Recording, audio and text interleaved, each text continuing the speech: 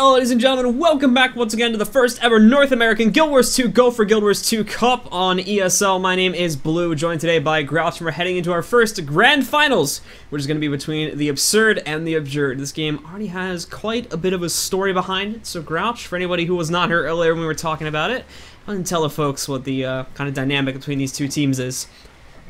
Well, actually, as we're on break, I was thinking about this. The reason the Abjured originally picked their name, the original roster, is because they considered themselves the outcasts from other teams.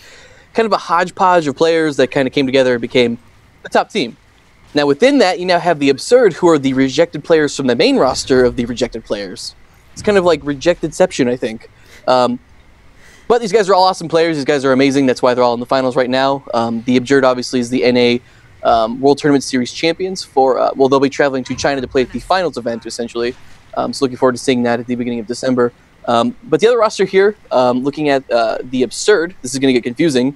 The main three of that roster is going to be Cade, Nos, and Backpack, who have all been part of the Abjured at some point in time. They are joined by Java and Scobex, who were big members of Team PZ, which is a dominant team back in the day. So a very solid core roster here. Have not been playing together as long as the Abjured has, obviously, but still very, very strong. Looking forward to seeing these games, if I can remember to keep the team names separate. Yeah, there are probably going to be a lot of misstatements, guys. Just remember, Absurd's on the red team, Abjured's on the blue team. Let's hope we don't screw it up more than once.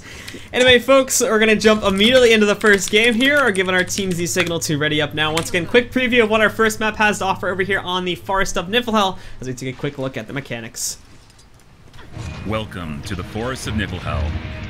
In this conquest map, players will vie for control of 3 score-generating capture points. Additionally, on each side of the map, there are 2 bosses that grant 25 points and a bonus to all stats to the team that lands the killing strike. The first team to 500 points wins. And heading back into the game here now, guys, once again, quick overview of the builds. I'm going to take just a really quick peek at the red team, and before we get started, Grouch will say a quick peek at the blue team. Once again, Java over here playing with a Soldier's Hambo build, lots of CC, lots of AoE. Scovex playing on Dagger. Celestial Ellie has a staff for pregame buffs at the moment. Kind of Hybridize offers a lot of support, as well as a decent bit of damage, stacks it up more and more as the fight goes on, but is also fairly tanky through the usage of cooldowns as well as his water timid abilities. Backpack, once again, playing with Celestial Rifle Engineer here, lots of CC, lots of Condi output too, mainly once again through Incendiary Powder, really going to hurt. That combined with all the other Condis that he's dishing out, and the CC, really going to cause some damage onto the guys on the blue team. Nos playing Terramancer with a 06404, really hard to get onto this target because he has the 2 auto fears coming out, Reaper's Prod, as well as the Nightmare Runes here. Also has the fear from within his Death Shroud, as well as the fear marks are too to cause quite a bit of havoc, and beyond that, just going to load up his opponents with Condis. Players that rely heavily on boons will really have to watch out for things like Corrupt Boon, as he'll be destroying them and applying even more Condis to you through that, really just to be forced to be reckoned with there, specifically in 1v1s and even in the team fight too. I really want to make sure you are prioritizing him. And then last but not least is going to be Cade. Lots of DPS from this guy with a Sherpo Dagger Pistol build. All the DPS comes in a very short duration, but in regards to that, he does kind of swap out his survivability that he could be getting by running an SD build, which is what Magic Toker's running. We'll go over that in just a second. But he does obviously swap out some of that survivability for the DP, so he does need to be very careful of his positioning, or he can get gimped out extremely easily by the enemy team. Grouch, take a quick look at the Abjured before these guys ready up here. All right, so Magic Toker's been running a Sword Dagger Thief, very focused on evades, getting in, being able to evade most of the damage is coming in towards him, but also putting in a lot of damage out. Also a lot of mobility. He's got a lot of teleports he can use to score decaps for his team. Moving on to Fantaram, him and Wake are going to be running the exact same build, so I'm going to cover both of them in one shot. They're going to be running a Dagger Elementals build, triple cantrip. Provides a lot of support, a lot of utility, but also as the fight goes on, he builds up more and more might, which is going to give him extra damage, and he can be quite a formidable foe, whether that's in a team fight or on a side node, either in a 1v1, 2v2, etc. 5G's going to be running the same build as Backpack, going to be running that Celestial Rifle Engineer, and Ostricheggs, not going to be running Engineer today, he'll be running the Necromancer. Should be interesting to see how that plays out. He does have a Barbarian's Amulet on at the moment. Thankfully, And he remembered to swap it that out. He's got a bit worried there for a second. Oh, he got it. No, he has his worm. He wants to have that one. Anyway, guys, we are going to see openings on the beach here. A little bit of combat actually coming directly off the bat as they scout Cade out a little bit early here, trying to connect some DPS over onto him as he tries to encroach over into the blue team's territory. Magitoker specifically going to be the one looking for him. And beyond that, looks like we got a bit of tussle on the beach. Beyond that, red team will get a free cap onto their home node, and we've got a 1v1 for control of the midpoint as Java and Wakey are going to kind of vie for each other for control of that. Cade is on his way to support Wakey here a little bit, or actually support Java a little bit. But once again here, Wakey, as you can see, shouldn't have too much trouble holding on to that, as we are also going to be seeing Ostrich Eggs coming into support for the Abjured too. Yeah, over here on mine side, we did have Scobex and Phantom have a little battle of the elements over here on this point. We did see a lot of players coming in, rotating in from the Abjured. They're actually going to take Scobex down on roads, giving Phantom a free cap there. And yeah, Backpack might come in and get that res off. He is in stealth right now. Looks like he's able to score it off. But Phantom did get that, did get the full cap over there on mine. We do see, though, the blue team, rest of red team is kind of going to ignore the mine for now, at least, as they pressure back over towards middle. That seems to be their main goal, as you still have Java and Wakey going for control of it. Off the node, you still have these skirmishes going on here, too. Ostrich Eggs recently got taken down. Cade is also going to fall down, as we'll have a little bit of a stomp race to see who can take each other out here first. Ostrich Eggs is a much higher corpse than going onto him, though, so that'll get Cade back up into place. Ostrich Eggs now falls, giving the red team the advantage here. Magitoker, too, as you take a look at him, he is in a little bit of trouble. Definitely does not want to be fighting here with all the turrets in play, and once again is probably going to be forced to maybe go for one or two more pokes on a Nos, but beyond that, it's kind of going to get pushed out of here as he is forced to fall back, at least temporarily for the time being. We do have Phantom getting a full cap over here on Hen, so it's going to give it 2 cap in the favor of the Abjured right now. We do have a skirmish still breaking out on the midpoint here with Scobex, Wakey, and Java. Obviously, the advantage right now into the red team's favor. Nascot coming in to help them out as well. Cade recently stole away control of the mine there. He'll be getting that pretty much for free as we're reduced back down to a 1-1 cap scenario. Red team also has a very large advantage just through pure out-rotating their opponents here. We will see the Absurd take control of middle here probably in just a second as well. We've got Magitoker coming up from the top down to try and stop that cap from happening, and he will succeed. He will have to fight on point versus a Hambo though, which is never a good thing for Magitoker here. He has a lot of dodges, but things like the AoE fire you can see on the point here at the moment, and just in general, being forced to kind of take a lot of those hammer hits head on is not going to be good for Toker, and he's more than likely really going to have to leave this fight pretty soon, or pretty much just throw himself into the downstate there. Thankfully, he does have support coming in for both 5-gauge and OA, so he's only going to survive for a few more seconds, and he's actually done that job pretty nicely, so nicely done there by Magitoker. He managed to hold out that 2v1 for a little bit, and is now going to be rewarded with having a 3v2 advantage now over here at the middle point. Alright, Phantom was engaged in a one-on-one with Cade. I think Phantom was actually kind of in the having the advantage there. Nascot did rotate in. He's not going to be fighting Phantom on the roads here. Phantom going to move back towards that point. He wants to fight Nos on point. I think Phantom feels confident against Nos on Necro. Phantom is easily probably one of the top 1v1ers, at least on an Elementalist in the North American scene at the moment here. He has been practicing non-stop versus Nos, and a lot of other players are too, versus like people like Ostrich trying to improve his Necromancer. He has a lot of practice going off of versus Necros. That said, Nos right now is doing a fantastic job of trying to lock him down. But once again here, if anyone is going to be able to 1v1 a Necromancer as an Ellie, it's going to be Phantom. Score is still definitely very even right now. The mid-fight is looking pretty rough right now for the Abjured. Absurd's got a pretty strong presence on point right now. Java and Cade getting fairly low, but there's no one around from the Abjurd's going to be able to come in and support him here. We do have a team fight kind of breaking out over here right now on mine side. 5-gauge going to try to get in on that point there, maybe get a decap here, but we do have... Ooh, it's going to be a dirty place to stand. There's a lot of DPS here, Blue.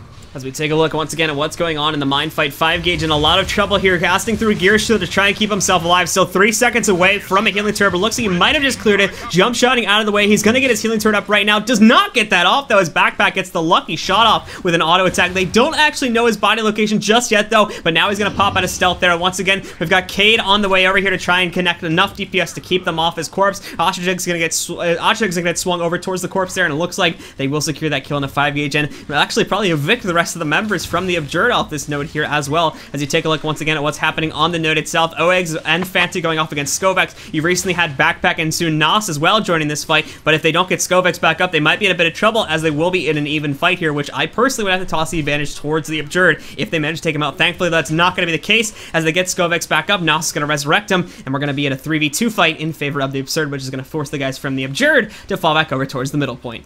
Yeah, up until the third player from the Absurd joined the fight, like that paper should have gone in Phantom and Ostrich Eggs' favor on paper. Yeah. But once the third player came into play, it kind of unfortunately went a bit awry, and they didn't really have enough corpse sleeve ready at the time to stop Skovex from getting back up into play. Bit unfortunate, but still very good there for the red team. And we now have a Rhodes fight actually on the way towards middle. There is still the 1v1 on the middle point itself, but Magic Toker, as we currently look at his point of view, trying again to connect that DPS over to Nos and take him into play. If they take him out, that's a pretty big deal. Once again, Nos has really been causing havoc onto the guys from the Abjured here, and if they score that kill specifically for any incoming team fights, that's going to be a really big deal. But as you see there too, nice stomp coming in from backpack with Elixir S. Ooh, clutch SR comes out just before Magic Toker himself goes down. It's all now on 5 gauge to save this team fight. Magic Toker is going to move out of the cleave, but as you see, Object is taking far too much damage. He's going to go down, and that'll get, I believe, Nos back up. Cade, however, has traded it now as he's going to fall into the down state. Nos trying to go for a furrow as he cannot take that cleave, but once again, Cade gets back up. Nos, as you take a look though at actually his point of view, he's only got 476 health outside of DS and is still 13 seconds away from a heal. He's going to fall into the down state now. Wakey trying to guarantee the kill. They can't get in. Nos just barely gets that res off there. It was knocked away, but the res pressure was still going off, so now the red team is back at full strength. We're going to see a corrupt boon immediately going off on a Wakey to throw him into the down state, and it looks like red team is going to have full control over the middle now because of this off-node fight. Yeah, just call attention to a couple other points here, Cade, or Blue, rather. We have Cade over here fighting 1v2 right now versus Ostrich and Toker. Cade getting taken down. Ostrich getting on point just in time, just moments ago, before the camera got moved over here, keeping the point in their control. Over here on the mine side, we do have Phantom hopefully getting a full cap here before Nos can get there. We'll see what happens. It's going to be close. Oh, Phantom actually going to lightning flash out of there. Yeah, he's out. Oh, wait, he's going to... Oh, I thought he was going to try to go for the res on 5 gauge there, but nope, not even going to take the risk on that. He is gone. He is gone to middle. So with that said, Fenteram is going to be rejoining this middle fight now. 2v2 at the moment, but as you can see from the back end here, we do have Nos looking like he might do this fight in just a second. Fenteram trying to contest him, but is going to decide against that, and now decide to jump on the node itself. Beyond that, guys, we still have a pretty heavy advantage in favor of the Absurd at the moment, with the current score being 230 points to only 195 points in the Absurd's favor here. The team fight itself, though, currently in favor of the Absurd themselves. They just took Skovex down. Cade and Backpack, they're going to try to go for that res. Nice SR, double res for that. Will pretty much guarantee he gets back up. Fenteram's in a bit of a bad spot here, too. Had they have dived onto him, he might have gone down. Thankfully, that's not going to be the case, though. Phantom, regardless, is going to try to spread this fight out a little bit, pull some of the pressure off his own teammates by extending himself over towards the far end and going for that. Unfortunately, though, he was not counting on this huge cleave coming in from Cade. Cade also got some nice procs off there with those sigils to add some extra burst into the rotation. That takes Phantom down. Magic Toker tried to come over here for some reason, not 100% sure. And while we saw the addition of, obviously we saw got 5H coming in from the beach there, so that's why. But still here, it is a bit of a rough play now that Phantom got taken down. Obviously, we do have Magic Toker a bit low here, too, and 5 gauge really has to get this res off, otherwise things are going to get really rough really quickly for the entirety of this match for the guys on the Abjured. There's one thing I want to call out real quick here. When 5 gauge died before, like just when he just respawned, Nos went to Henge to get the decap there, and he knew that 5 gauge is on respawn. If he was going to try to engage him, that's a fight that Nos knows he can win every single time. So that's a great play there. It forced 5 gauge to go to that point. He fought him for just a couple minutes, realized it's not going to be a winning fight for him, and then 5 gauge actually left that point. Just a long time that 5 gauge essentially kept out of the game.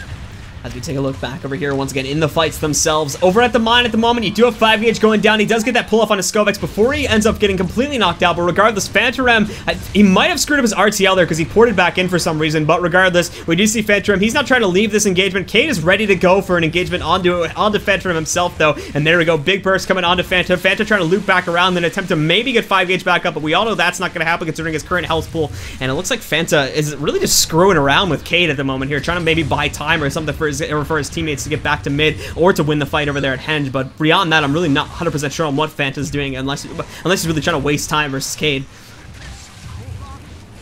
Thankfully, he's bought enough time for Wakey to get himself back into this fight now, too, so it looks like Fanta's kind of bait play might just have worked as he kept himself going. Obviously, the decap was never gained, so there really wasn't a huge advantage on him staying on point, but beyond that, once again, we've got another 2v2. Both of the DDLEs in play here, too. That's a whole crap load of sustain for the guys on the Abjured here, and we also have to know that slightly off point, we actually saw Cade get knocked out, I believe, mainly by Ostrich Eggs is going to be the one at least trying to execute him now. Thankfully, as you see over there from the distance, Java popping that banner out from nowhere. Cade will be back up in play, and is actually going to go for middle now, as that is currently a free cap if Cade can get on there in time.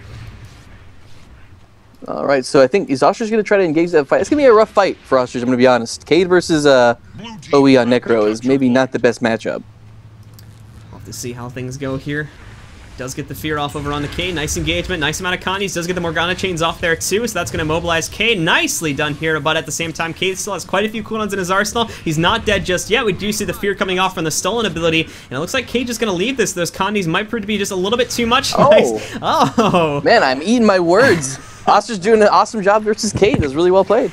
I mean, Cade was a little hurting there on a couple cooldowns, but still, you know, pretty well.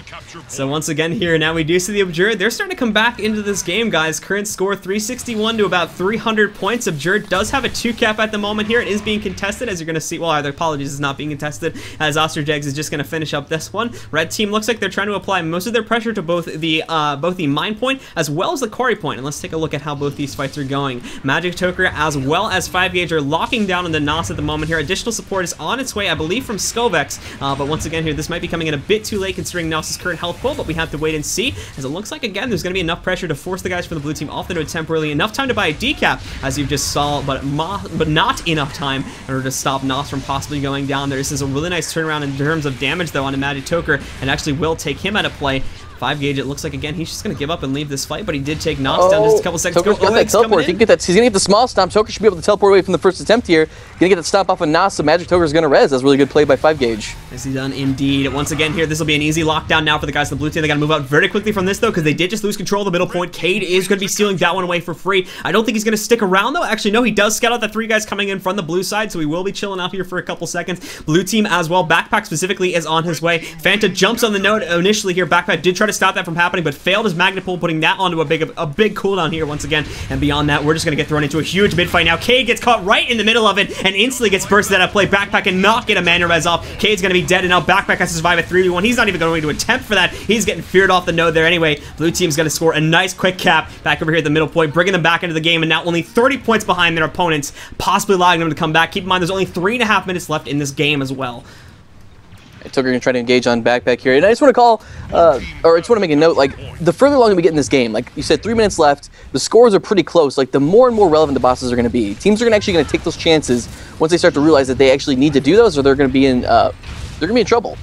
Once again, for anybody who doesn't remember, bosses are worth 25 points, so at this current score difference, they could really turn that game around. But take a look once again at what's happening over here at the beach. Cade off of respawn, coming in with some big DPS over on the Magic Toker. They are trying to score that kill on the Backpack first, though. Good SR denial there by Cade. Stops the stomp going off over on the Backpack once again. Magic Toker diving in just to get that DPS off here and getting himself a little bit closer. Both players will get back up from both sides. Skovex is now low, though, too. He's going to go down for some burst from Magic Toker. Magic Toker, though, just barely keeping himself alive. Good heals coming up from both Fetrum as well as 5Gauge to keep Toker alive and well here, and this is an intense beach fight here. Both teams vying for control of this node. It is buying distractions, though, as once again, this will allow Nos to sneak back around through the mid courtyard. He's going to get a free decap back over here at the henge. Back up in mid, too. We do have another engagement, which we are going to see the red team winning this one as Wakey gets stomped out, so red team will once again score another cap as the Absurd will most likely be taking the lead. However, once again, Phantom with a denial and nowhere is going to stop that cap from happening, but still, with Backpack also coming into play, red team will get yet another advantage. Beyond that, we now have a 2v1 fight for control of the henge node here between Nos as well as 5Gauge and Osterjag, so more than likely that'll go back into blue team hands, but they're falling behind, and now they more than likely are going to need those bosses to keep themselves alive and keep the score closer if they want to come back into this game and take round 1.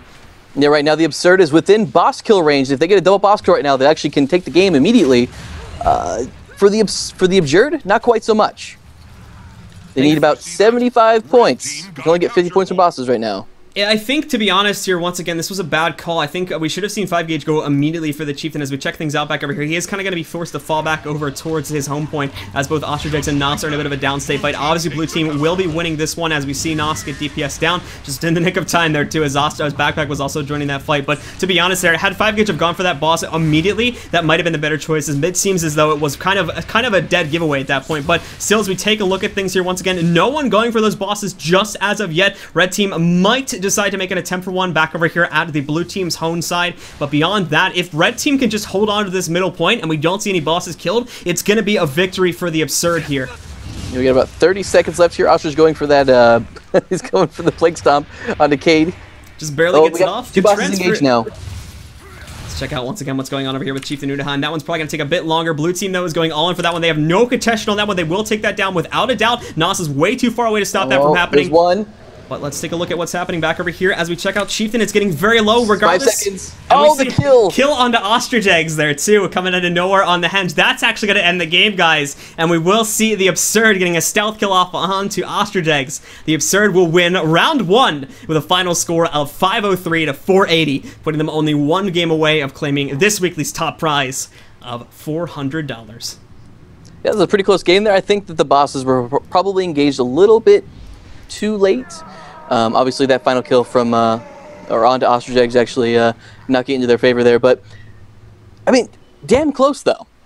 Like really close. That boss kill had Ostrich Eggs not have gone down, that boss kill might have changed everything, to be honest. Had Ostrich Eggs just not died.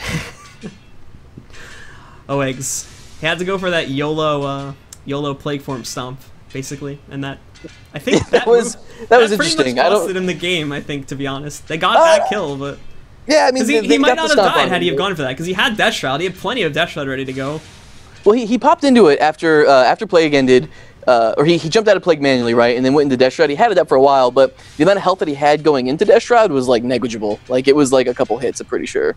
Him coming out of Death Shroud was the biggest mistake. We saw him try to go for a heal there too. He just like miscalculated the amount of health he had left or something, and the amount of DPS the Connies were gonna do. So that was a bit of an error on his hand. Had he have not gone down there though, it might have been a completely different outcome. At the same time though, blue team might have also been able, or red team might have also been able to kind of snipe out that boss regardless, and that might have taken the game into their favor. But once again, guys, we're gonna be heading to map 2 now on Legacy of the Foe-Fire. Based on what we saw here in game 1, and based on the comp scratch, who do you think's gonna claim game 2 here?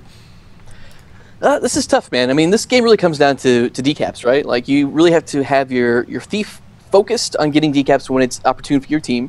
So it's really going to come down to Cade and Magic Toker getting to those points at the right times. And then if they can get the decap, great. If they can rotate somebody to fight on that node one-on-one, also awesome. I think in terms of one-on-ones, it's probably going to be Phantaram. Phantaram can pretty much beat anyone on Absurd. I'm trying to think if there's anyone he might have a hard time against. But I think Phantaram probably has the advantage in almost all those fights, I would say. So they can get the right players at the right places, get those decaps going. I think they could probably pull it out. Like, that was a close game, Lou. Like, that was not a... That was just a couple misplays in that game that led to Absurd winning. It'll be very close indeed, guys. Once again, we're going to play our little preview video here really quickly, showing you the mechanics of Legacy of the Foe-Fire. And we just gave the signal for our teams to ready up, so as soon as they are good to go, we're going to start immediately with round 2, guys. Be right back as we check out the mechanics of Legacy of the Foe-Fire right before we get started with the second round of the Grand Finals. A throwback to Guild versus Guild from the original Guild Wars, the Legacy of the Foe-Fire has teams vying for control of 3 score-generating capture points. Locked away within each team's keep resides the Guild Lord. Killing the enemy team's Guild Lord will grant your team 150 points, potentially swaying the outcome of the match. The first team to 500 points wins. And welcome back into the map, guys. Once again here, the Absurd does have a 1-0 map advantage versus the Abjured here. This is a best-of-3 final, not a best-of-5 final. So if the Absurd takes this one, it's all over, and they're claiming this week's top prize. And Abjured will only go home with 2nd place. Keep in mind that this is going to be a 2nd place and 1st place Gopher points here, too. So if we see worse performance in future weeks, this could jeopardize chances of going into the monthly. I saw a couple of comments in chat about Ostrich Eggs playing Necromancer when he's known to be an engineer. And Blue, if you wouldn't mind, could you explain why we see Ostrich on Necro rather than Engineer, or why you think that is? I think they're kind of getting prepped for the EU matchup, as far as I understand it. That's kind of why they've been doing it. Okay. Yeah, I mean, that's probably part of it, too. I would argue... Like, here's the thing. I think he's afraid of Nas.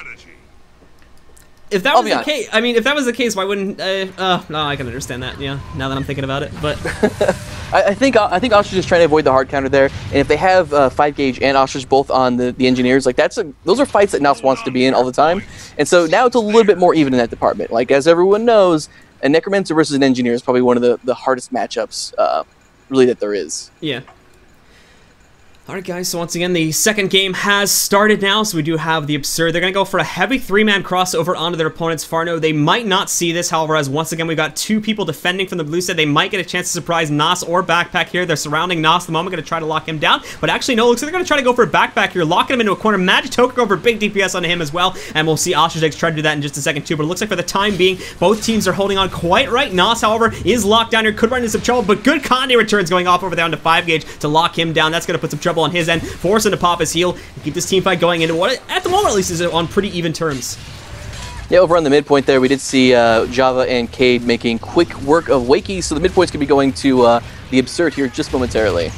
And once again, heading over to the Henge as well to check that out. You've got Skovex versus Fantaram. Fantaram has a pretty serious advantage in that matchup at the moment here, so more than likely we will see Fantaram take that one. And then heading back over towards the waterfall once again here. Cade is about to get knocked out. Backpack was also taken down just recently too, but take a look as Oegs is now going down. He gets stomped down. That adds new hope to the red side, but at the same time, Nos is also going to fall into the down state. And I think blue team just might be able to take it, but don't call it just yet, as now Nos is back up. Java pops that banner. Magic Toker's down. It looks like no, red team is going to claim control of their opponent's home node and start this game off with an early advantage. Actually, no, cancel that because they don't have mid just yet. And we actually saw Fantaram take control of their opponent's home node there too. So we're going to see things flip-flop a little bit here as Fantaram will take control of the quarry. Meanwhile, the majority of the red team's fighting force will take control of the waterfall. And mid is still a bit of a toss-up, but right now, as far as the cap progress is going, it is pretty heavily in favor of the Abjured.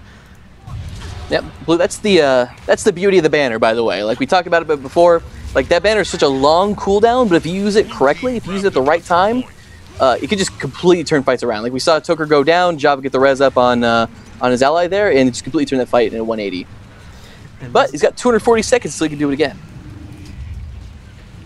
And once again, as we check things that are happening back over here on the middle fight, Magic Toker is under quite a bit of unexpected pressure, I think. Tried to lock down Nox a bit early here, but Java kind of popped out of nowhere there, scared him a little bit. He is going to try to kind of split this fight up a little bit, heading back over towards the waterfall as Nox will be sticking there. Hill will go up against Java. Java should have a pretty decent time in that 1v1 there, so shouldn't have to worry about that, but obviously the decap is still going to hinder him, and we might actually just see Magic Toker return to the middle fight. We have to wait and see what he chooses to do, though, as he has actively been going for 1v1s a lot of the time here, too, which is a bit of an interesting shakeup. Usually you see Thieves, specifically on this map, just kind of take the decaps and leave, but it seems Magic Toker wants to proactively keep the fights going. Do you think that's kind of a good decision here, or is that hurting his team more than it's helping? I think this is Toker's playstyle. Like when I was playing with him yesterday, he oftentimes wanted to go to Waterfall, and he wanted to go far rather, and just try to have those fights. But I think he should be rotating back into the midpoint there, kind of playing it more like Cade does, only engaging those one-on-ones if absolutely necessary, and really just trying to get yourselves in those one-on-two, 2v2 situations rather than just doing one-on-ones. Alright, so heading back over into the fights itself, checking out what's going on at the quarry at the moment. Cade was recently just kind of evicted from the fight, leaving only Skovex to defend. Thankfully, Nos is ready to transfer in. He does not have the most health, though, and is really going to act more as bait, so Skovex can regenerate here a little bit. Nos, though, has plenty of DS, which, again, is going to allow him to eat up that damage as a blue team tries to eliminate him, but at the same time, Skovex gets a nice amount of DPS along with Nos. Take out Ostricheggs. Nos is still somewhat low here. Fear comes out from Oegs before he gets stomped out from Skovex, but at the same time, there's really no one left for the blue team to do damage. They're all going to fall back. Skovex, for the time being, shall be saved, along with Nos, and red team in just a second will have control over both of the side nodes as they are trying to snowball that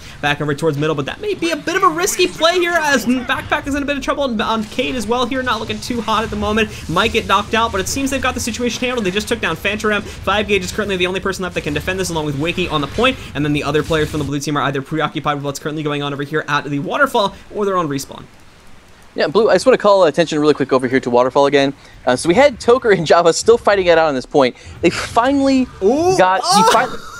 Actually, everybody take it back. That actually worked out for once. Toker! He's gonna go for the vengeance though, and gets the banner. Does he get the banner off there too? Or I think Cade just rallied for off of Wakey back on mid. Wow, amazing. Okay, so I will make my original point then. Was that so Toker fought Java on point for so long, and it was great. He finally killed him. That's fine, right? But the problem is that he was fighting on a point that was capped in favor of the Absurd the entire time, giving them such a huge amount of time. They were just keeping that point essentially. Java was fighting him the way that he wanted to fight Toker. Finally, Cade came in and was able to push him off the node. Like, that gives him so much time to rotate into that point. Like, that's just a waste of time, I'm going to be honest. Like, I think Toker should have left a long time ago. Wasting a lot of time, basically, to what he could be supporting. Yeah, if that node was neutralized, it'd be a little bit different story, but it wasn't. It was fully capped, and they were just fighting on giving points away to the Absurd the entire time. And he worked out for him in the end, right? Like, he's got Cade down, he killed Java, like, that's actually a great play. Like, Magic Toker's an amazing player. I just feel like he was devoting his time to the wrong things right now. And once again, we did, obviously, as you saw there, Magic Toker does end up taking that, technically speaking, is a 1v2 there, as he takes out both Java and Cade. Cade took a little bit longer to take down, and obviously we saw Cade got a bit lucky getting that super high distance rally off onto Wakey. He had died in the mid fight, and that's how he was able to get himself back up. Beyond that, once again, though, we have the Abjured playing a much stronger game here on map 2 at the moment. As you can see, they do have a 3-cap. They've locked down their opponents, and right now they're doing a fantastic job of denying them the opportunity to get back onto any of these nodes. Magic Toker, look at him. Look at him. He's tempting fate right now. trying to go diving into the hornet's nest, as it were, right outside the red team Oh, respawn. Ooh, the big backstab landed on Toker there. He's going to get taken out. Cade's getting so close. He's got 1 second from a heal, though. Looks like Toker might be okay. No, we do see the Ellie coming in there. Oh, no, we do see Cade taking him out, but good quick res comes off from the rest of the members of the Abjured. Magic Toker's right back up. Still, though, Magic Toker is playing such a risky game right now, just barely keeping himself alive. All right, so Abjured actually pulling out the 3-cap here for a very long time, like starting to inch ahead here, 100 points ahead right now in front of the Absurd, doing a pretty good job. Like I know I gave Toker kind of a rough time there earlier, but I think in the end, maybe he had the Grandmaster plan, like a little not hourglass, but a crystal ball there. You know, it was going to play out, and he did a fantastic job. I mean, he's making some questionable moves here, but you really have to give props to Toker's skill. He's doing a fantastic job with some of these plays. So we saw the 2v1 just a few seconds ago. He managed to troll a 3v1 outside of spawn there to keep red team from getting onto the node quickly enough. He's making some really nice plays, and he has got to be pissing off some guys on the Absurd at the moment here, because he's just doing a phenomenal job. Heading back over towards mid to check out what's happening in this fight. Once again, you've got Java, Cade, as well as Scovos here. Java not in the best situation currently. Thankfully, backpacks around. They're going to be able to give him just a little bit of a boost in the heal department, but at the same time, Magic Toker once again popping in over here to put some DPS back onto Java. Will probably take him down unless Scovos can get some more heals off, and thankfully he is. Scovos, excellent job once again there with the support, just barely keeping Java alive, but Magic Toker knows he's now pretty low, and he's going to try to once again go for that back cap over at the waterfall. That's going to happen without any issues whatsoever. It will actually be Java and Scovos switching places, as Java will head on to the middle point itself, and we will see Scovos go back over here towards the waterfall. That's actually a much better matchup for the guys on the Absurd here. Scovos has a huge advantage versus Magic Toker, specifically with backpack also coming into play here too. This is probably going to force Magic Toker out of the fight and probably force him to wrap back over towards the middle node. Good call by Toker, not trying to engage that fight for too long there. He's actually trolling around a bit right now. He's got Ostrich coming in here as well, so I think they're going to try to gank out Skovex here, and Backpack's not really in a position to help him out here. Phantom getting past Backpack. Where his point's going to be a 3v1. They're going to try to get a quick kill onto Skovex here, and then probably push back in towards that midpoint or maybe go far. And red team's just going to let this happen too. They're focusing on the middle point here at the moment. No support at all. Backpack actually was sitting up on the tier 3 ledge and decided to just jump back into the mid fight instead. So back over there on the mid fight itself. Red team is actually doing a nice job of denying the blue team pushing onto that point. They just took out 5 gauge, but once again here we got the snowball rolling in. Cade is going to try to push it back a little bit though by going for some DPS over to Magic Toker. Ultimately though, he's going to get forced back onto the node itself. We're probably going to get forced into another big mid fight here, but keep in mind too that there's also the potential for back caps now that red team has not decided to defend that. Someone from the blue team could easily sneak back over towards the quarry and steal that node away once again. Yeah, I thought Wakey was eyeing it, but he opted not to go for it there. Look, actually, Phantom's going to try to go around the backside there. Taking the long path, though. Oh, there he goes. He might run into Skovex, so this is the thing he'll have to see as he's going for the decap here right now. Skovex is on his way. You also have Nos. Nos is going to decide to fall back here, and once again, Skovex is not going to get mobilized, but regardless, he's not going to get there on time. Phantom really quick movement there. Really good retaliation there from Phantom. He knew there was trouble in middle and made a really quick move to move all the way around the map. Thankfully, didn't run into anyone for the red team on the way over there, but still did a fantastic job getting that decap, and overall here has done a nice job of trying to deny red team of any points that they can, and trying to deny them their comeback here in general, as we still, even though we've really been hyping up the Abjured this game, now as we're kind of getting into the late game here, the Absurd is actually doing a really nice job of making a comeback. So far, the Abjured has had an absolute advantage, but in this mid-fight, and kind of in the plays recently that we've been seeing over at the waterfall point, the Absurd has been doing a fantastic job of making things come back. They've been controlling the middle point now for numerous minutes at a time, and back over here at the waterfall too, they've doing a really nice job of making sure this stays decapped and out of the hands of the Abjured. Well, there's a little bit of a misplay, actually, I'm going to say here from Cade. So Cade actually had this node captured, and Ostrich came in right behind him and got on point, and Cade left, I believe, to just like let Ostrich have that point. Cade got the decap, so they've been fighting this entire time where no one's getting points. Cade could have easily kept it in his possession. He was able to kill Ostrich in the end here, though, so props to Cade. We do have Toker going into the front gate right over here as he's going to try to take that down. Blue team is only 1 kill away from being within Lord Rush range. I think Toker might try to go in for the Lord regardless here. This would be quite a bit of a bold move. Can probably take out a couple of the AI. I doubt he's going to be able to 1v1 the Lord though, as there's going to be a lot of dodging that he'll be able to need to do successfully. Don't see anyone else from the blue team also on their way here just yet. I think he's just trying to take out some of the ads so that they can possibly get a little bit more better of a rush here later on, and also probably just trying to pull back a couple guys from the red team to buy his team a little bit more time on the other nodes too. Yeah, it's a good call of heads from the Absurd, by the way, not rotating too many players back over from their team fights. Toker's just trolling one-on-one, so it's not really a big loss of resources right now because it's essentially even. Backpack does have the advantage versus Toker there too. They're not fighting on points, so Toker has a much larger kind of field of view to fight around here, but if he decides to go for the one-on-one on Backpack, I do have to hand the 1v1 more than likely will go into Backpack's favor, but it looks like Toker has had enough here and he might be leaving soon. Triple cap coming out there for the Absurd. kind of a big shift, big turnaround here, right? Like we had a good 100-point lead for the Abjured for a very, very long time, but they're kind of letting it go now. Like ever since they lost that waterfall point, it's really been a rough time for the Abjured here. Not sure what happened. These guys started out absolutely rushing through this game. Abjured was doing fantastically, but it's since fallen apart ever since they lost that waterfall node, kind of right in the middle of the game here. And Absurd has just not let them get that back at all here. They've been doing a really nice job of holding that advantage and really coming back into this game. And to be honest, it's really going to bite them in the butt here unless they can go for this Lord or really make the comeback. They've been stuck at 345, so they can't even technically win via Lord kill just as of yet. Almost getting the full cap over here on the waterfall side. It's going to be Cade versus Wakey. Cade having a hard time right now. He's getting pretty low here. That's a hard matchup, though, I'll be honest. Yeah. Cade's having a lot of trouble with this one. But at the same time, Cade's got a lot of jumps. Here.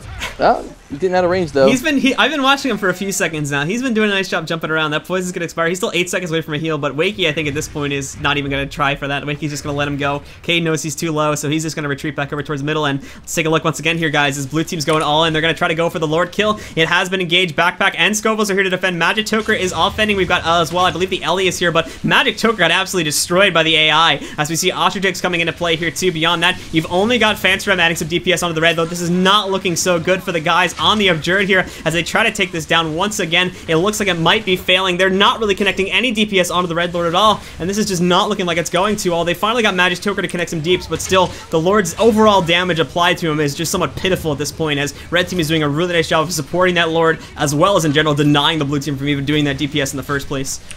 Yeah, we've got Wakey and Phantom here now, but they don't have any damage outside of those two guys. Like, they had a lot of support coming in. Ostrich is in downstate. 5Gauge was trying to go for that res there. He got knocked off the res, decided to bump off. Toker had to bail out.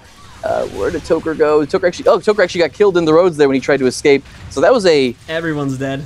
Devastating Lord Rush that did not pan out for the Abjured. So the Abjured actually losing to Absurd. The Absurd. And yep, guys, that's going to be the end of it. Unfortunately, they weren't left with much of a choice near the end of the game. They've really struggled with getting back a 2-cap after they lost it after about the halfway mark through the game there. So unfortunately, with that in mind, the Absurd are going to be claiming a 2-0 victory, guys, meaning they're taking home the top prize. That's once again going to be Backpack, Nas, Cade, Scovex, and Java are going to be taking home the top prize today of $400. And our second place team will be the Abjured, taking home $100, as well as the second place Gopher points. Yeah, I think that these are going to be the teams to beat coming to next week as well. Like, these guys, you've got the Abjured who are practicing right now to go to China. Like, obviously they have a little bit of a rough spot. I don't think they're going to have to worry about the Necromancer. Like, I think in any other team comp had, for the Absurd anyways, Ostrich would have been playing as Engineer. Like, that's what he knows. That's what he plays all the time. But because they had Nas on that Necromancer, Ostrich is obviously afraid of that. They don't want to give the huge comp advantage in favor of Absurd. So I think if they're facing off someone like TCG, I think they'd probably see a double Engineer comp. Yeah, I have to agree. Alwigs is a lot more comfortable. I think he'd probably play his usual build too. The pistol build would really kind of hurt some of those squisher members on the TCG, like Helseth as well as Sizer there. So might see that in China, but unfortunately shifted them into a bit of a rough comp for today, and that obviously hurt them a little bit. But very close on game 2, but as we saw, things sort of fell apart towards the mid game, and they really struggled to bring it back, and everything really just kind of fell apart there towards that end Lord Rush. But still, very well played, and some really good games here in the grand finals by both teams. Hopefully we will be seeing them returning again next week, where we'll have the same prize pool in the same time. Not sure if it's the same place, Scratch, or the same place. In terms of it'll be on Twitch the internet. Stream? Will it be here next week, or I'm still... I don't know. We'll have to check in with the ESL guys.